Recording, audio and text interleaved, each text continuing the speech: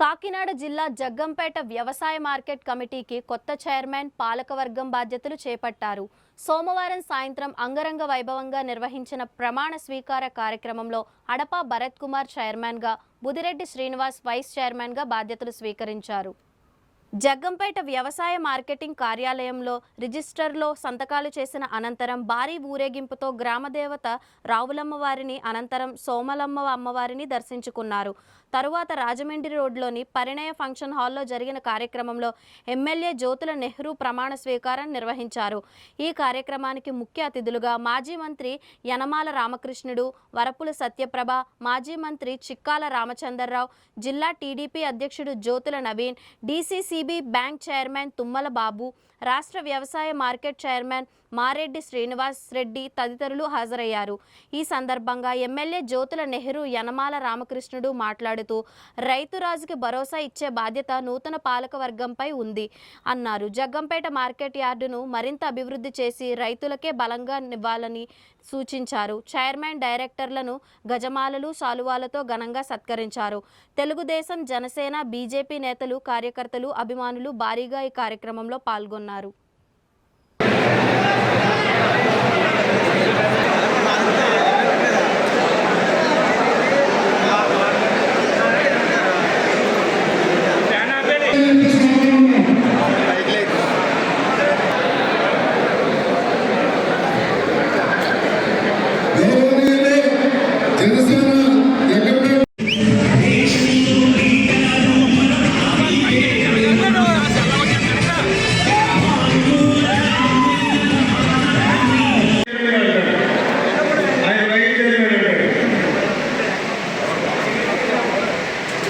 Jaggampeta market committee ప్రకటిత ప్రాంతంలో రైతుల సంక్షేమం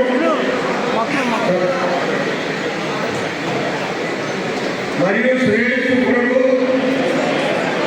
ఆహ్వానిస్తూ పాటుపడతారని మరియు మార్కెట్ నా కర్తవ్యాలను నిర్వహించాలని ఆత్మసాక్షిగా ఇదే మన డ్యూటీ, అదే మన ఆదాయం. దీన్ని మనం ఆరోగ్యంగా వచ్చినటువంటి ఆదాయాన్ని ఏదైనా సక్రమంగా నిర్వహిస్తున్నామా అంటే మరి వైస్ చైర్మన్ కూడా ప్రత్యేకంగా మనవి చేస్తున్నాం. ముందు ఎన్నో కొంత రోడ్లు వెళ్ళాలని అన్నారు. కరెక్ట్. మార్కెట్ కమిటీల యొక్క బాధ్యత ఏంటంటే వ్యవసాయ పొలాల్లోకి వెళ్ళేటటువంటి రహదారులు అన్నింటినీ కూడా పటిష్టం చేయాల్సినటువంటి బాధ్యత ఉంది. ఎందుకంటే మనం పండించినటువంటి దినుసు డైరెక్ట్ గా మార్కెట్ కమిటీకి రావాలి.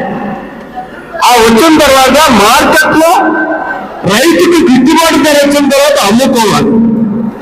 అలా గిట్టుబాటు ధర రానప్పుడు దాన్ని మార్కెట్ కమిటీ గోడౌన్స్ లో పెట్టుకుని పచ్చి సరుకు కాకుండా ధాన్యం కానీ, పచ్చిమిర్చి కానీ, ఇటువంటి ఏమైనా ఉన్నప్పుడు బెల్లం కానీ ఇవన్నీ కూడా మనం ఆ గొడవల్లో పెట్టి మార్కెట్ చేస్తే వితౌట్ ఇంట్రెస్ట్ 75% లోన్ ఇస్తారు. ఆ 75% లోన్లో ఒక నెల లోపల దాన్ని ఆ దినుసు అమ్ముకుని డబ్బు కట్టేసినట్టయితే నువ్వు 1 రూపాయి ఎక్కుతున్నావు.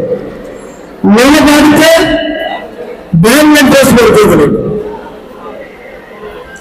ఇది మార్కెట్ కమిటీ యొక్క తీరు. దానికి మనకు ఉన్నటువంటి వనరు ఒక జగ్గంపేట మార్కెట్ కమిటీకి మన ప్రాంతంలో చూసుకుంటే బ్రహ్మాండమైనటువంటి మార్కెట్ కమిటీగా తయారు చేయడానికి ఉన్నటువంటి వనరులు ఉన్నాయి. గోకూరులో చూసుకుంటే 3 ఎకరాల స్థలం ఉన్నాయి. అక్కడ గొడవలు ఏర్పాటు చేసుకోవచ్చు. ఇవాళ పచ్చిదాన్ని అమ్ముతున్నాము. ఆ పచ్చిదాన్ని అమ్మకుండా అక్కడ డైవర్స్ కానీ మార్కెట్ ద్వారా మనం పెట్టుకోగలిగితే ఆ డైవర్స్ వల్ల దాన్ని ఎంతంటే అందులో రైతులు వయసు వల్ల సిబ్బంది పెట్టే మీరు ప్రమాణ స్వీకారం చేసే దగ్గర మీ బాడీ చేయాలి. తీసుకోవాల్సినటువంటి బాధ్యతలు ఏంటంటే అక్కడ 3 ఎకరాలు ఉన్నాయి, అందులో గృహ నిర్మాణం చేయాలి, అక్కడ ఎందుకంటే ఇవాళ 3 ప్రాజెక్టులు ఉన్నాయి. దాన్ని మనం ఖచ్చితంగా నమ్ముకోకుండా మరి తయారు చేసినటువంటి దాన్ని నమ్ముకునేటటువంటి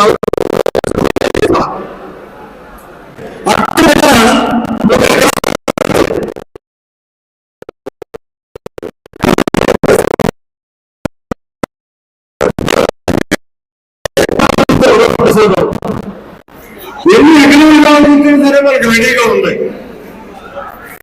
దగ్గర నుంచి మనం పెట్టుకోవడమే, కేటాయించుకోవాలి.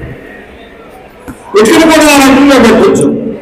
ఇలా గండపల్లి అక్కడ రెడీగా ఉంది, పోలవరం వచ్చిన ప్రసాదం అక్కడ పెట్టుకోవచ్చు.